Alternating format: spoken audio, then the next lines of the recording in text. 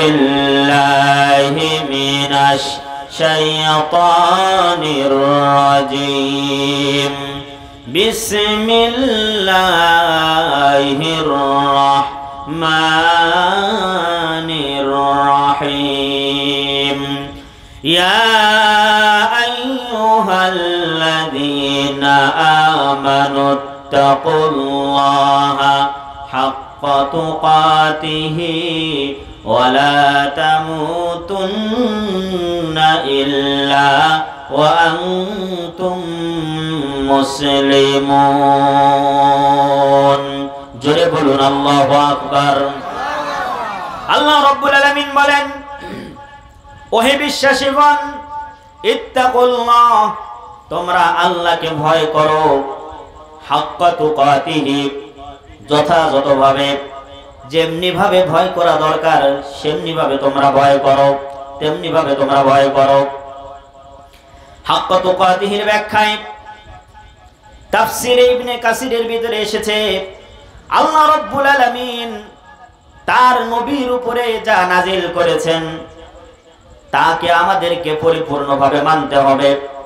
আর নবী যার থেকে বিরত থাকতে বলেছেন তা থেকে আমাদেরকে বিরত থাকতে হবে। এর নাম হচ্ছে হাক্কা তুকাতিহি, যথাযথভাবে আল্লাহকে ভয় করা।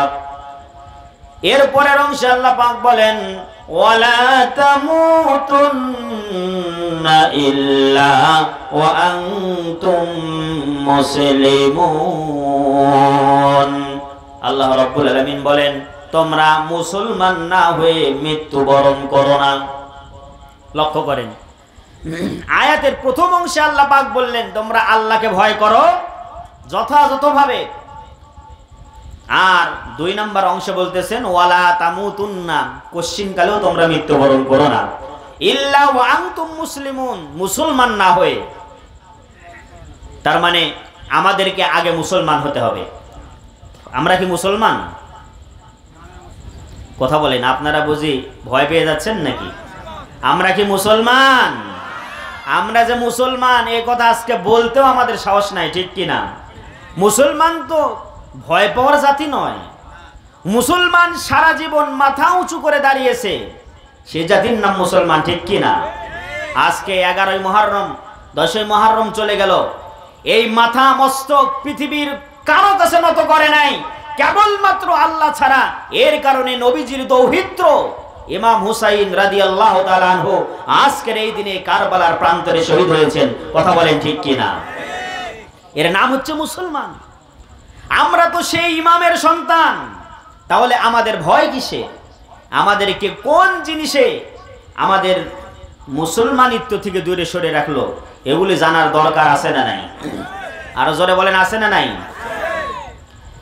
হাদিস শরীফের ভিতরে এসেছে মুসলমান কাকে বলে।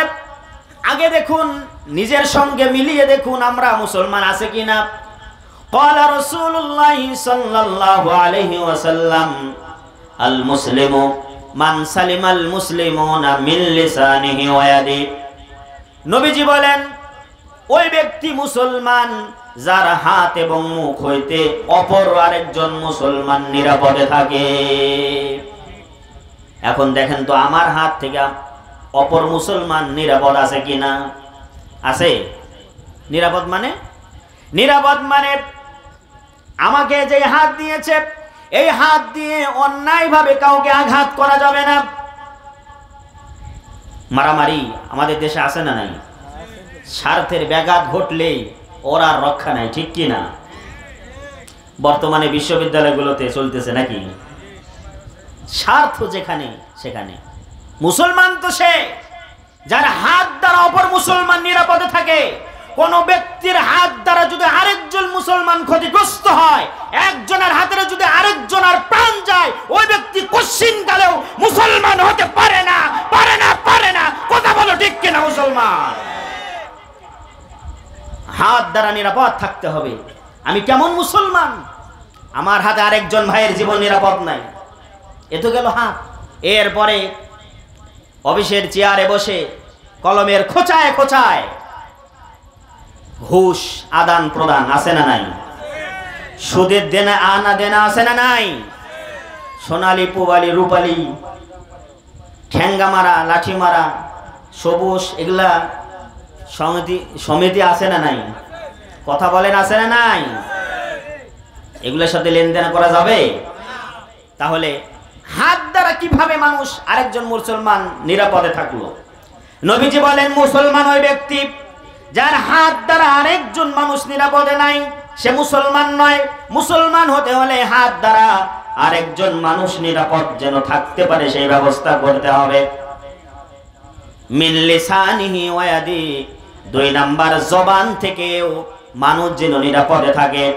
আমাদের জবান থেকেও তো আজকের মানুষ নিরাপদ নয়, ঠিক কিনা? একটু যদি কথা কাটাকাটি হয়, এমন অশ্রাব্য গালিগালাজ করে মানুষ, ফেরেশতারা কানের ভিতরে আঙ্গুল দিয়ে দৌড়ায় পালায়, ঠিক কিনা? আহা, এত অশ্রাব্য ভাষা মানুষ ব্যবহার করে, কি হবে? অথচ আল্লাহ পাক বলেন, মা ইয়ালফিযু মিন কাওলিন ইল্লা লাদাইহি রাকীবুন আতীদ।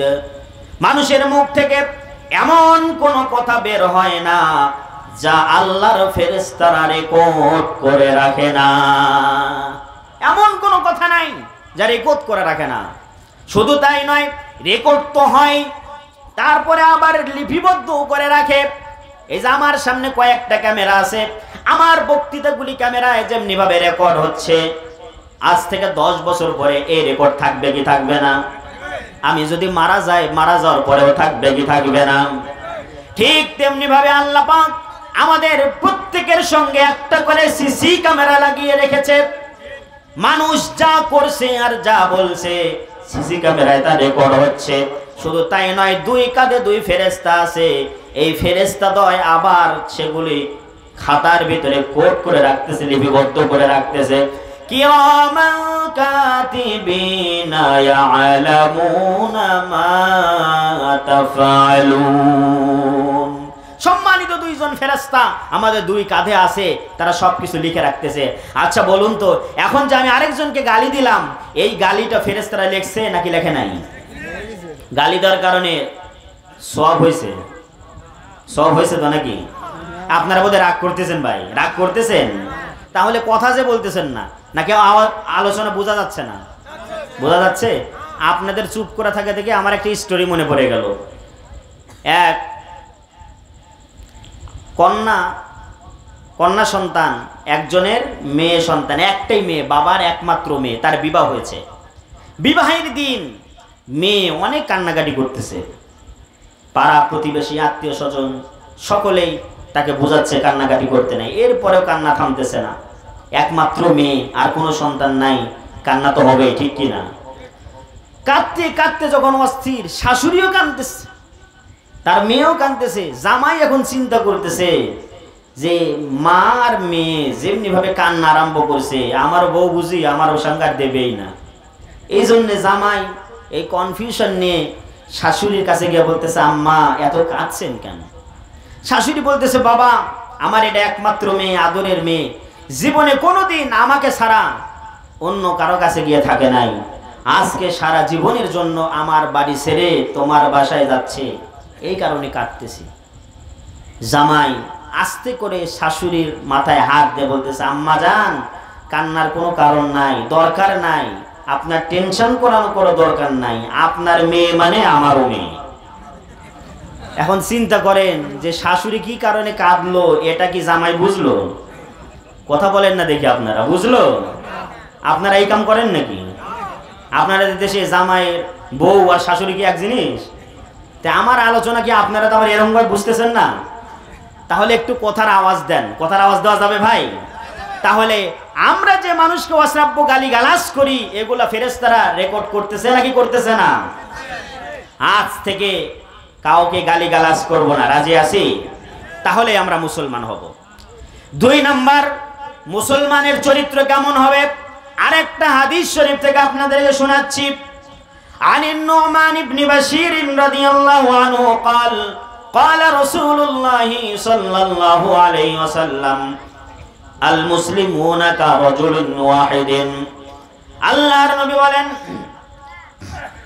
হযরতে নোমান ইবনে বাশির হাদিসটি বর্ণনা করেন। তিনি বলেন রাসূল করিম সাল্লাল্লাহু আলাইহি ওয়াসাল্লাম বলেছেন, সমস্ত মুসলমানেরা এক দেহের মতো। কয় দেহ? এক দেহের মতো। ইন ইস্তাকা আইনুহু ইস্তাকা কুল্লুহু। কোন ব্যক্তির চোখে যদি আঘাত লাগে, ব্যথা লাগে, ওই ব্যথাটা যেমনি ভাবে শুধুমাত্র চোখের মধ্যে থাকে না, গোটা দেহ ওই চোখের ব্যথা অনুভব করে। করে কি করে না? চোখে যদি হুতা লাগে, শুধু ওই ব্যথাটা কি শুধু চোখ পায় নাকি সমস্ত শরীর ব্যথা অনুভব করে? চোখে ব্যথা লাগার সঙ্গে সঙ্গে হাত স্ট্রাইক করে না, হাতে কথা বলে না, বেটা চোখ তোকে লাগেছে, আমার ভালো হয়েছে, আমি তোর কোনো উপকারে আসবো না। হাত কি কথা বলে নাকি? বরঞ্চ চোখে লাগার সঙ্গে সঙ্গে হাত ওই জায়গায় গিয়ে হাত দেয়, বলে এই জায়গায় ব্যথা লাগছে, চোখটাকে হাত দিয়ে ধরে ফেলে, ঠিক কিনা? এরপরে ব্রেন বলে পাওকে অর্ডার করে, পাও তাড়াতাড়ি দৌড়মার ডাক্তারের কাছে। যাওয়ার পরে চোখটা দেখা, মুখ চুপ করে থাকে না, ব্যথা লাগার সঙ্গে সঙ্গে তার ব্যথায় কাতর হয়ে ডাক্তারের কাছে গিয়ে বলে, ডাক্তার মশাই আমার চোখে ব্যথা লেগেছে। মুখ এই কথা বলে কি বলে না? তাহলে দেখেন, চোখে ব্যথা লাগলো, হাত মরিয়া হয়ে উঠলো, ব্রেন মরিয়া হয়ে উঠলো, পা তার কাজে লাগলো, মুখটাও তার কাজে লাগলো। নবীজি বলেন, চোখে ব্যথা লাগলে সমস্ত শরীর যেমনি ভাবে তার ব্যথা অনুভব করে, ওয়াইন ইস্তাকা রাসুহু ইস্তাকা কুল্লুহু। আবার যদি কারো মাথার যদি একটা চুল ধরে টান মারা হয়, টান দেওয়া হয়, ব্যথা লাগবে কি লাগবে না? এই ব্যথা কি শুধু মাথা পাবে নাকি সমস্ত দেহ পাবে?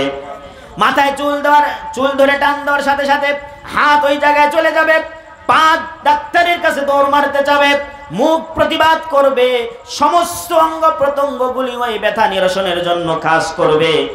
নবীজি বলেন, যেমনি ভাবে তারা প্রত্যেকেই একজনের ব্যথায় আরেকজন এগিয়ে আসে, ঠিক তেমনি ভাবে গোটা পৃথিবীতে যদি একজন মুসলমান নির্যাতিত হয়, সমস্ত মুসলমানেরা ওই মুসলমানের পাশে দাঁড়ানোটা ওয়াজিব হয়ে যায়। সমস্ত মুসলমানেরা তার পাশে দাঁড়াতে হবে। আমি ভালো আছি এ কথা বলে বসে থাকা যাবে? কথা বলেন, যাবে? কোনোদিনও যাবে না। এর নাম হচ্ছে মুসলমান। এখন আমরা চিন্তা করি, আমার ভাই যদি বিপদে থাকে তাহলে আমার চরিত্রটা কেমন হয়? আমি কি আমার ভাইয়ের বিপদে গিয়ে দাঁড়াতে পারি কিনা, দাঁড়াই কিনা, এটা একটাবার লক্ষ্য করি। আমরা কি দাঁড়াই আজকে? হাদিস শরীফের ভিতরে এসেছে, হযরতে ওমর রাদিয়াল্লাহু তাআলা আনহুর শাসনামলে একজন যুবক হযরতে ওমরের দরবারে বিচার নিয়ে গেছে। দুইজন বালককে টেনে হেঁচড়ে হযরতে ওমরের দরবারে নিয়ে যায়। যাওয়ার পরে বলতেছে, আমিরুল মুমিনিন, খলিফাতুল মুসলিমিন, এই যুবকটি আমাদের পিতাকে হত্যা করেছে। দুইজন বালক একজন যুবককে টেনে ধরে হযরতে ওমরের দরবারে নিয়ে গেল। যাওয়ার পরে বলতেছে, আমিরুল মুমিনিন, খলিফাতুল মুসলিমিন, এই যুবকটি আমাদের পিতাকে হত্যা করেছে। হযরত ওমর যুবকটিকে বললেন, তুমি কি তার পিতাকে হত্যা করেছো নাকি? যুবকটি বলছে, আমিরুল মুমিনিন, ইচ্ছাকৃতভাবে করি নাই, অনিচ্ছাকৃতভাবে হয়ে গেছে। কিভাবে হয়ে গেল? যুবকটি বলছে, আমিরুল মুমিনিন, আমার একটা উট ছিল, এই উটটা এই ছেলেদের জমিনের ভিতরে প্রবেশ করত, করার পরে ফসল নষ্ট করত। এই কারণে এই দুই বালকের পিতা আমার উটকে একটা ইট দিয়ে আঘাত করে চোখ ক্ষতিগ্রস্ত হয়ে যায়। আমার উটটা বড্ড কষ্ট পায়। আমি আমার উটকে অনেক ভালোবাসি। আমি এতিম মানুষ, আমার বাবা নাই, বাবা মারা গেছে, আমার ছোট্ট একটা ভাই আছে, আমাদের সোর্স অফ ইনকাম বলতে তেমন কিছু নাই। এই উটকে আমি অনেক বেশি ভালোবাসি। উঠের বেটা সহ্য করতে না পেরে আমার সামনে একটি ইট ছিল, ইটটা ছুরি মেরেছি, তাদের বাবার মাথায় গিয়ে লেগেছে, জায়গায় মারা গিয়েছে। হযরত ওমর বললেন,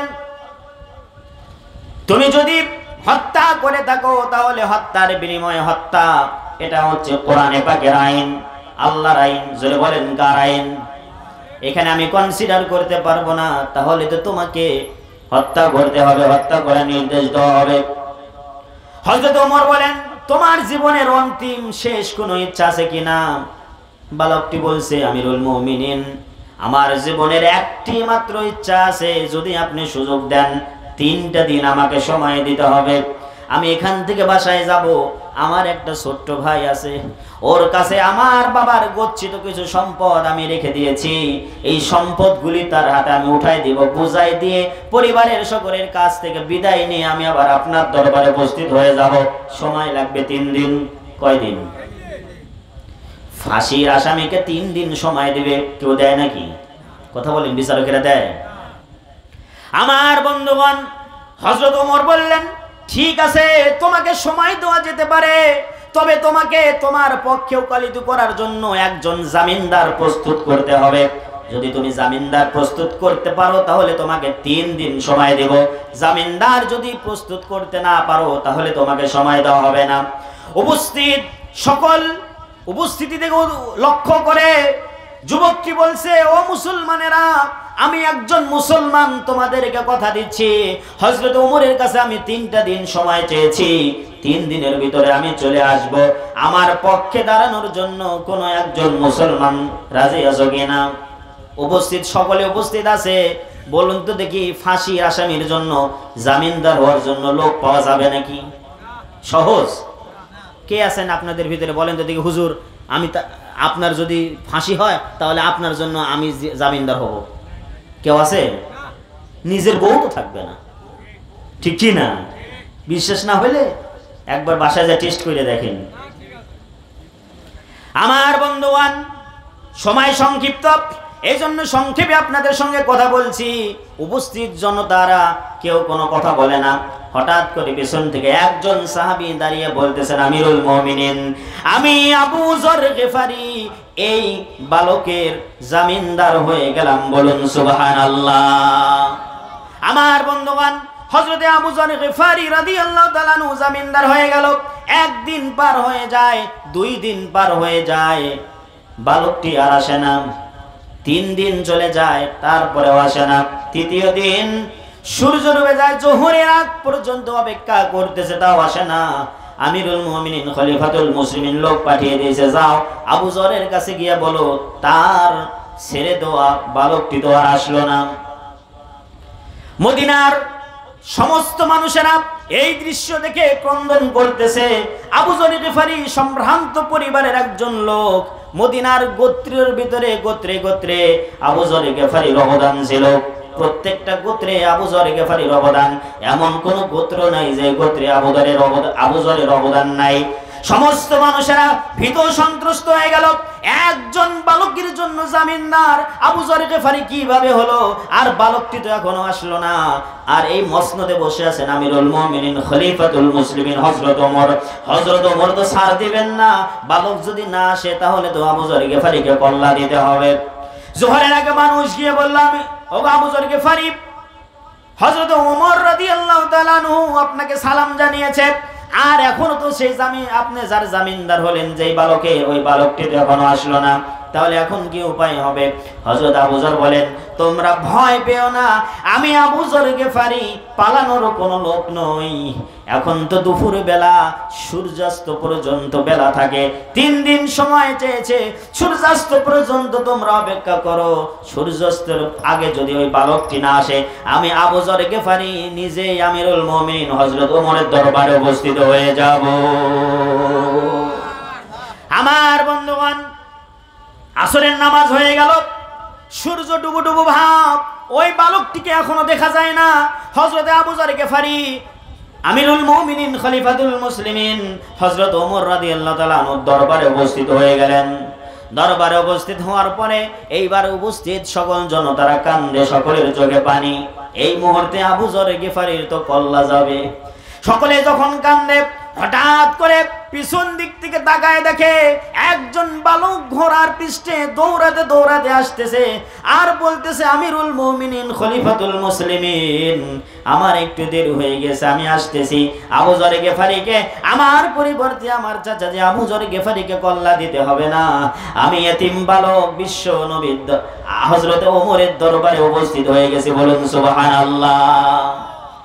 এই দৃশ্য দেখে উপস্থিত জনতা সকলেই হতভাগ হয়ে গেল। কল্লা দেওয়ার জন্য মানুষ দৌড়ায় দৌড়ায় আসে নাকি? হযরত ওমর তাকে প্রশ্ন করলেন, দেখলেন ঘোড়ার পৃষ্ঠে দুইজন বালক আসছে, একজন বড় আর একজন ছোট। বালকটি আসার পরে বলতেছে, আমিরুল মুমিনিন, আমি হলাম বড় ভাই, আর এই যে দেখেন এটা হচ্ছে আমার ছোট ভাই। আমার ছোট ভাইকে কোনোভাবে বোঝাতে পারতেছিলাম না যে আমার মৃত্যু হয়ে যাবে। আমার ভাই আমার সঙ্গে চলে এসেছে, আপনার দরবারে উপস্থিত হয়ে গেছি। 3 দিনের ভিতর সময় নিয়েছিলাম, 3 দিনের ভিতর আমি উপস্থিত হয়ে গিয়েছি। এখন আপনি আমার জন্য ফাঁসি কার্যকর করতে পারেন। একথা শুনে উপস্থিত সকল মানুষের চোখে পানি। বলতেছে, বালকটি কয় কি? এইবার হযরত ওমর বলেন, ওগো আল্লাহর বান্দা, তোমার কাছে আমি জিজ্ঞাসা করতে চাই, তোমার কি মরণের ভয় নাই? বলে আছে। তাহলে তুমি কেন কল্লা দেওয়ার জন্য আসলে? বালকটি বলতেছে, আমিরুল মুমিনিন, খলিফাতুল মুসলিমিন, আমি হলাম মুসলমান, আমার জবান হচ্ছে একটা। আপনি আমাকে কথা দিয়েছেন, সুযোগ দিয়েছেন, 3 দিন সময় দিয়েছেন, আর আমি কথা দিয়েছি 3 দিনের ভিতরে আমি উপস্থিত হয়ে যাব। এই জন্য আমার জীবন চলে যেতে পারে, জীবন দিতে রাজি আছি, কিন্তু মুসলমান হওয়ার পরে আমার কথার বরখেলাপ করতে রাজি নাই।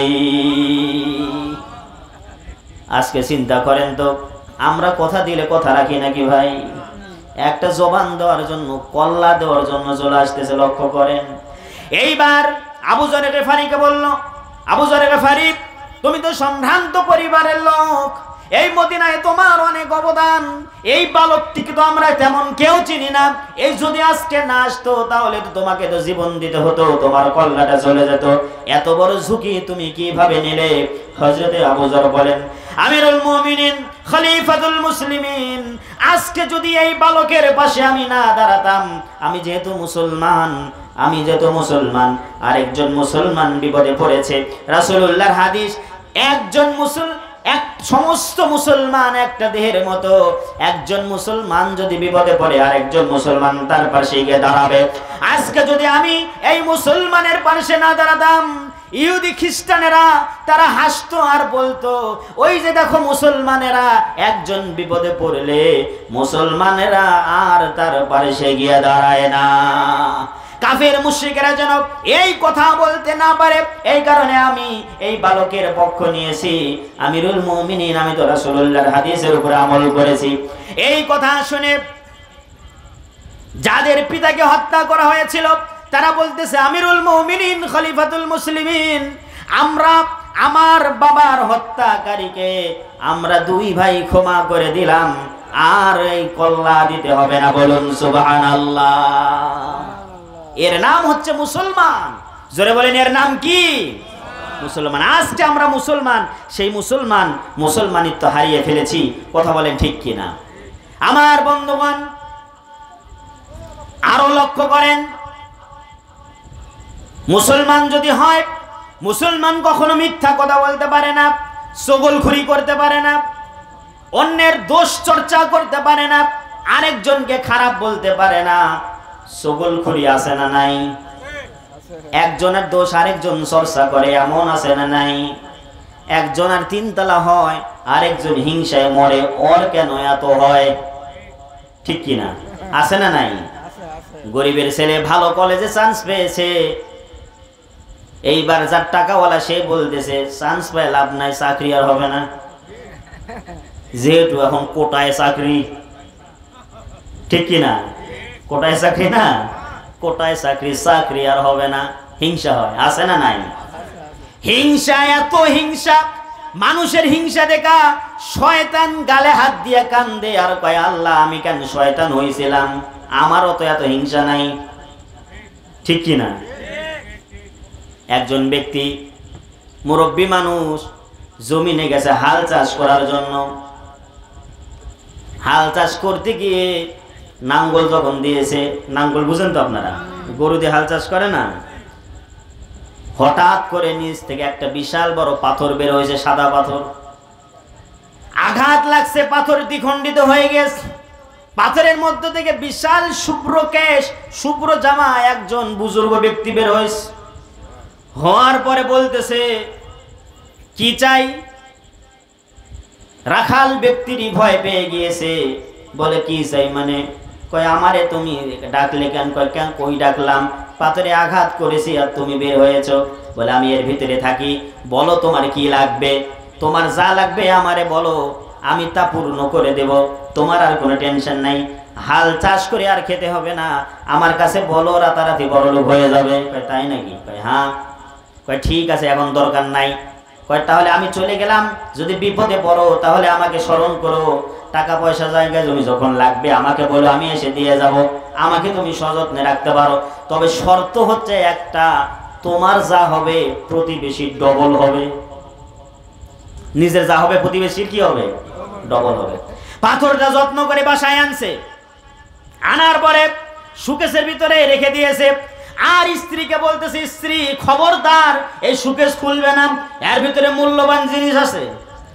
এখন বলেন তো দেখি, মেয়ে মানুষকে যদি কোনো জিনিস নিষেধ করে ওইটাই করবে আগে, ঠিক কি না? আপনাদের মেয়েরা ভালো, আপনাদের মেয়েদের কথা বলছি না, আমাদের এলাকার কথা বলতেছি। আমার বাড়ি নাটোরের কথা বলতেছি। ওদেরকে দুইটা জিনিস জীবনে কোনোদিন মানাতে পারবেন না। একটা হচ্ছে নিষেধ করবেন যেটা, ওইটা করবে আগে। ও বলবে জীবন যাবে, যৌবন যাবে, সব যাবে, তাও তোর কথা মানবো না, ঠেকাই কেমনে দেখবো, ঠিক কি না? আর যদি বেশি বাড়াবাড়ি করো তাহলে জুনিয়র সাকিবের মতো অবস্থা করে দেব। জুনিয়র সাকিবকে দেখেন না, ওর কাম সেরে দিছে যে। আমার বন্ধুগণ, এইবার যখন ওর ভিতরে রেখে দিয়েছে, বলছে খুলতে পারবে না। কয় ঠিক আছে। স্বামী যখন বাসায় থেকে বের হয়ে গিয়েছে, খোলার পরে দেখে বিশাল বড় একটা শুভ্র সাদা পাথর। এত সুন্দর পাথর এখানে আবার রাখছে কেন? আঘাত করছে বিশাল বড়। আবার ওই মুরব্বী বুজুর্গ ব্যক্তি বের হয়েছে, হওয়ার পরে বলতেছে চাই কি? বলে চাই কি মানে? বলে হ্যাঁ, আমি তো এখানে বলেছিলাম যে আমাকে বিপদে পড়লে ডাক দিবে, তাহলে আমি তোমার ডাকে সাড়া দেব, আর তোমার কথা আমি পালন করব, এবং তুমি যা চাবে সেটা আমি দিয়ে দেবো। কয় তাই নাকি? কয় হ্যাঁ। তাহলে আমার ঘরের কাঁথা ছেঁড়া, আমার ঘরের চাল ফুটা, রোদ আসলে পারা রোদ পড়ে, বৃষ্টির সময় বৃষ্টি পড়ে, কাঁথা ভিজে যায়, বালিশ ভিজে যায়, ঘুমাইতে পারি না, তাহলে আমাকে একতলা বিল্ডিং বানায় দাও।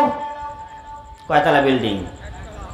এখন একতলা বিল্ডিং বানায় দিতেছে, এসে একতলা বিল্ডিং বানায় দিয়েছে। এখন ওর যদি একতলা হয়, প্রতিবেশীর কয়তলা? কয়তলা? স্বামী এবার বাসায় আসার পরে দেখে সর্বনাশ, চতুর্দিকে দোতলা বিল্ডিং আর ওর হচ্ছে একতলা। ঘরে ঢোকার পরে গরুকে যে পিটায় লাঠি দিয়ে, ওইটার নাম কি কোন? পান্টি। ওই পান্টি দিয়ে এইবার স্ত্রীর চুলের মুঠি ধরছে আর পান্টি উঠাইছে। উঠানোর পরে বলে বল, পাথরে আঘাত করছিলি কেন? কয় কি হয়েছে স্বামী, তুমি কেন পাগলা হয়ে গেলা? বলে কি হয়েছে মানে আমার সবচেয়ে বড় ক্ষতি হয়ে গেছে। বলে কি ক্ষতি? দেখো সুন্দর খাট, আর উপরে তাকায় দেখো ছাদ, আর রোদ আসলে রোদ পড়বে না, রোদ উঠলে রোদ পড়বে না, বৃষ্টি আসলেও বৃষ্টি পড়বে না, আমরা তো এখন আরামে আছি। কয় আরে পাগলি, আমরা তো আরামে আছি, জানালা খুলে তাকায় দেখ, পাশে সব দোতলা হয়ে গেছে, এখন উপায় হবে কি? আমি চিরা কাটায় থাকবো, বৃষ্টির মধ্যে ভিজবো, রোদ্রে পুড়বো, তাও করব, কিন্তু মানুষের সুখ আমি করতে দিব না। হিংসা কি? জোরে কোন কি? হিংসা। এইবার আচ্ছা, এইবার যখন হিংসা, এইবার ওই লোকটি আবার পাথরে আঘাত করছে। আঘাত করার পরে আবার ওই লোক বাড়াইছে, বাড়ানোর পরে বলতেছে কি চাই? বলতেছে আমার দুইটা চোখ লাগবে না, একটা চোখ কানা করে দাও।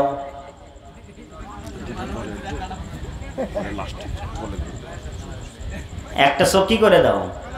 কানা করে দাও। এখন যদি ওর এক চোখ কানা হয়, প্রতিবেশীর কয় চোখ কানা? জোরে কোন কয় চোখ? আমার বন্ধুগণ, এমন হিংসুক জোরে বলেন আছে না নাই?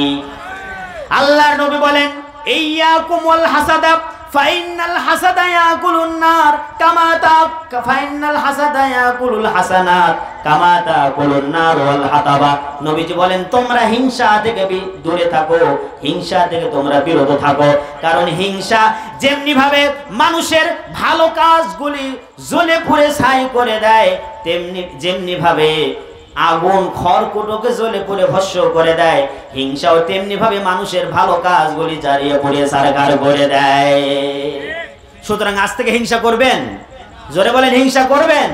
আমার বন্ধুগণ, হিংসা করা যাবে না।